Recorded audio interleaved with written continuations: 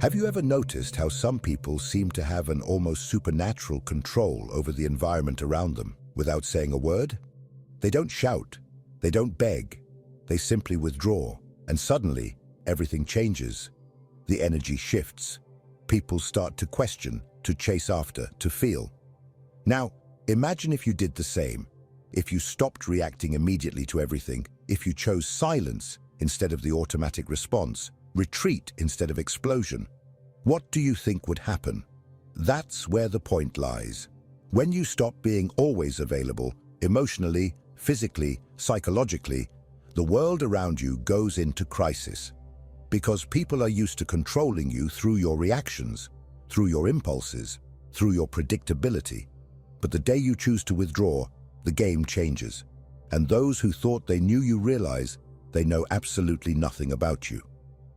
Carl Jung said, "Everything that irritates us about others can lead us to a better understanding of ourselves." Now think about this. When you become inaccessible, who really gets desperate? Who gets irritated? Who tries to provoke you just to elicit some emotion back? This reveals more about the other than about you. And it mainly reveals how much you are still being manipulated without realizing it. You keep giving yourself to please, to maintain peace, to not lose people who deep down were never really with you. And with every forced yes, every immediate response, every emotional reaction, you give away a piece of your energy. And at the end of the day, what's left? Tiredness, frustration, an emptiness you can't explain, but I'll tell you why. Because you are too available for those who don't deserve even a minute of your silence. This video is not about turning your back on the world. It's about choosing yourself. It's about learning what Jung called individuation, the process of becoming whole, authentic, complete. And this process begins when you understand that silence can be stronger than 1,000 arguments. That withdrawal, when it comes from awareness and not from escape, is an act of power.